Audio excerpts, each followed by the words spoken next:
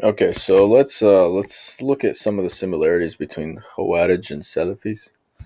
I guess I'll start with this one. This is the most obvious one. Ibn Umar on the Khawarij. Khawarij apply verses about unbelievers onto Muslims. Right? He considered the Khawarij to be the worst. Indeed, they take verses that were revealed about unbelievers and use them against believers. Right? So we can clearly see that in Salafiyah. Right? Now let's find it here. So this is actually an interesting book, right? It's called Fitna til Wahhabiyah, and it was written very early by the Grand Mufti of the Shafis in Mecca, right? Look how very close to the time of the Wahhabis, right? And so criticizing Wahhabis for declaring Muslims to be infidels, right? So let's analyze it for a second here. So here's a few verses here. Okay, took Ibn Abdul Wahhab took the verses revealed to speak about the kafar, right, and applied them to the Muslims, right? And we all know about all these verses where it says dua, worship, and stuff about how, you know, we do not worship them except to achieve higher status. You know what I mean? All that stuff. Who created the heavens and earth? They say Allah, right? So he's basically taking these verses that were revealed about polytheists and he's saying this applies to the Muslims, right? And then I don't know why Salafis are always like, we're not Wahhabis. There's a difference between us and Wahhabis. Dude, this is his understanding. Maybe, I don't know if Ibn Taymiyyah also said this, but this wasn't a big thing. Yani, they act like everybody in the whole earth understood these verses the way that they do, and applied them to the Sufi Muslims. Not true, right? Muhammad ibn Wahhab was the one who made this mainstream, and your movement came out of him. I don't know why they never want to admit that. Yani, this whole Three Tawheed theory becoming a big thing is because of him, right? So Abdul Wahab falsely concluded from these verses that the Muslims who perform tawassul are similar to those blasphemers, right? Just like this thing here, right? They take the verses revealed about the unbelievers and use them against the believers. That's literally what they're doing, right? I don't know how that's so hard to understand. And we can keep going. There's more things. I guess I'll just go into that. Uh, I guess this one's a little more subjective. Let's read it, right? So this is the prophet describing them. They would appear to be devoted worshippers, such that any one of you would regard his own prayer and fasting as insignificant when compared to theirs. They will pass through Islam like an arrow passing through its target. I guess this is more of a personal experience, but it's true that I usually feel like Salafis, so they're always focused on the actions of Islam, right? Like the beard and all this outward stuff, right? Prayer and fasting. Like, yes, of course, prayer and fasting is important, but even the prophet here is saying, because as much as Salafis hype up prayer and fasting, look, even the prophet is saying that the Sahaba will see their own prayer and fasting as insignificant compared to theirs, which kind of implies that prayer and fasting isn't everything, right? It's important, but it's not everything. There's more to it than that, right? The prophet also said stuff like, have not truly believed until you love your brother as you love for yourself, right? So these are like pillars of Islam, but there's pillars of faith as well. You understand what I mean? And then I think this is clear, right? They will pass through Islam like an arrow, right? I think it's like the lack of spirituality, right? Because they hate Sufis so much, so they have no a true belief. No, it's all about like outward manifestations. It's all about prayer, fasting. It's all about yelling like "Astaghfirullah" and getting like angry. You know what I mean? I guess it's kind of hard to explain, but you get the point. And there's another one which says Khawarij. Let's see if I can find it. Let's see. The Khawarij shave their heads, right? I'm sure you guys have heard of that. Their distinction will be shaving. I mean, there's not a lot on that. There is this here. They're sign of shaving the heads, right? It happened once that a woman made her point against Ibn Abdul Wahab. Then he compelled her to follow them, and she did. He ordered her to shave her head. Since you order the woman to shave her head, you have to order the men to shave her head. The hair of the woman is her decoration. I don't even know. I mean, I guess you can't really make a generalization, right? But there is an instance here where he kind of forced people to shave their head. Now, here's the most important thing I would say, right? Because they say, oh, how are we Khawarij? We don't takfir people. What do you mean you don't takfir people? First of all, let's look at all the people he takfired. Claiming, this is in his book, Durra Siniya, that's a history book of the wahhabis that they wrote themselves, claiming that many people in his time are upon polytheism. This is from Muhammad ibn Wahhab, accusing the majority of people from al-Sham of polytheism and that they worship Ibn Arabi, accusing the people of Ahsa of worshipping idols. The kafir against the Hanbali Sheikh, his brother and his father. Takfir against the major Hanbali scholars of Najd, the surrounding areas. Takfir against these dudes. Mass takfir and a bunch of, like the point. Majority of people at Hajj do not know Islam. Takfir against these people. Like, what do you mean you don't do takfir? What the hell? And they're like, it's shirk, it's shirk. Yeah, you're claiming that everyone does it. That's a lot of damn people, dude. It's pretty much everyone. And then now let's analyze this. This is called the nullifiers of Islam. Now, you know what's funny here? Look, is there a scholarly consensus on it? That's all he asked, if there's a scholarly consensus on it that were mentioned by him. Instead of the freaking saying yes there is or no there isn't, the guy just goes on to explain all of them. I don't see anywhere where he actually answers the question. I don't think he ever, because he knows damn well that there is no consensus on it. It's just, and you know what's funny? When Salafis say there's scholarly consensus on it, what they really mean is that Ibn Taymiyyah and Ibn al-Qayyim and Ibn Baz all agree on it, which is three people. That to them is consensus of the entire ummah. This one, he does say, look, considering this type of disbelief, right? So he's not answering it, the actual question, even in this line here. And, this is a shortened version of it. So we'll use this. It's from, I don't know, I think, well, Ibn Abbas, I don't know if it came from Ibn Wahhab or who, but whatever. Look, let's look into it. Shirk. Obviously, shirk nullifies Islam, right? But the point is that they expand shirk and they say that acts of worship, towards other than Allah are shirk, right?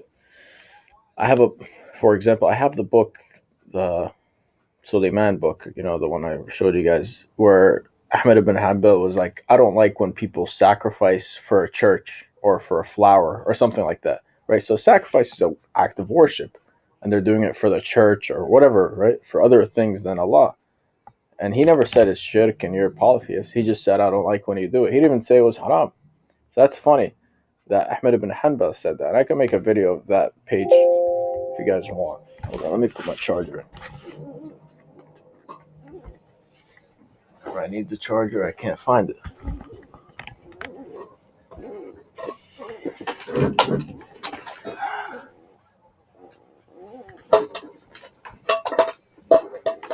Whatever. Okay. So let's keep going. Whoever places intermediaries. Maybe I could pause the video. No, you can't pause the video. Okay, I figured out how to pause it. Alright, so whoever places intermediaries between himself and Allah, that's basically how they, And look, according to the unanimous agreement of the scholars, okay, whoever does not hold the polytheism, this is the key one right here, right? So they say, Khawarij don't mass takfir. I mean, Salafis, we're the furthest people from takfir. I actually heard so many Salafis say that, and I can't believe it. Why can't you just look at yourself and be honest? Like, do you really think you're the furthest people from takfir? They're like, we only takfir for shirk. That's justified.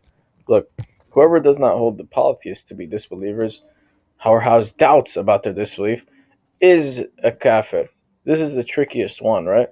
Because it looks like just a regular one, you wouldn't miss it. No. But if you analyze it, it basically means, for example, you have that, I don't know, that Somali guy, Abdul Rahman or whatever, who's like, the Baralvis are kuffar. Okay, so what if I, as a regular dude, say, I don't think they're kuffar. I've met some of them, they're nice people. I don't think they're kuffar. Khalas, I'm a kafir according to him. That's it. You know what I mean? Prophet said, whoever says of his brother a kafir, then it will settle upon one of them. So I mean, wouldn't that make him a kafir now? I'm not sure actually. Well, anyways, I mean, there's quite a few of these, right?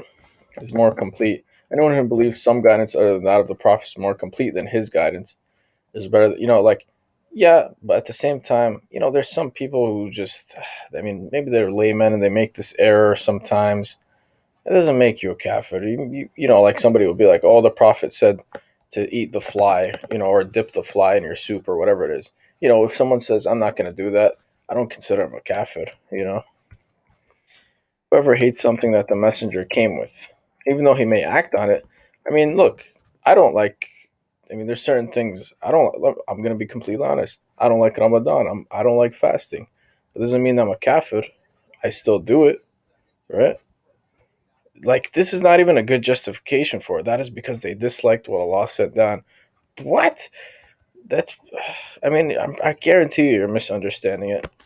Let's even look at it for a second. Let's look at it for a second. I bet you it has nothing to do with what these guys are trying to make it into. Let's go look at the context.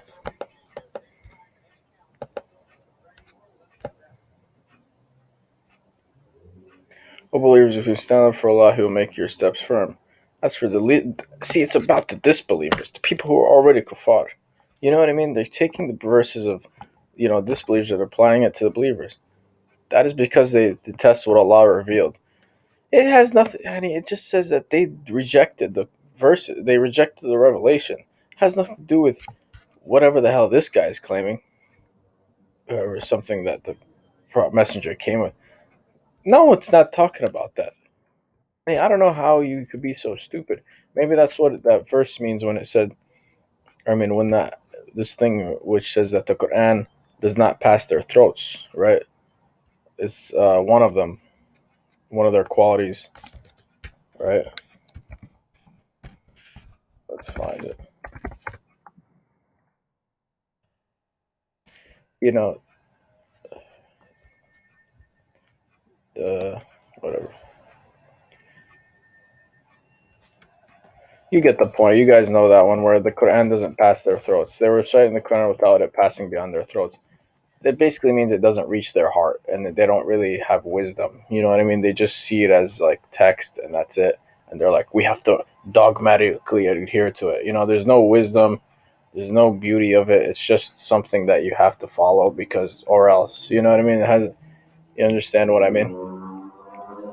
Whoever mocks or ridicules it, I don't know, sorcery. Now, this is confusing because I've seen, I mean, there's hadiths like this one, right? Let's find it. Uh,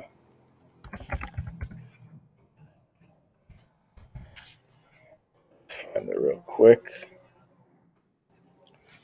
Uh, so look, what are the worst sins? Associating with it other than Allah and magic, right? So this is a bunch of them.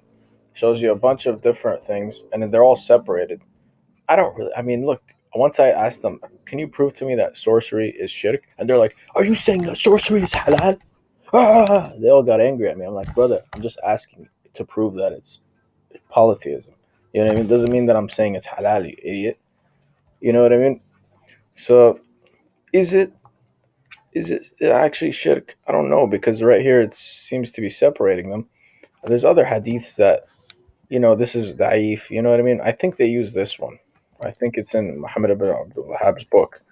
I guarantee you, I've seen something in there that was a weak hadith. It said something about amulets. So I'm not sure. I don't know if this is really shirk, right? And then they use this verse to justify it.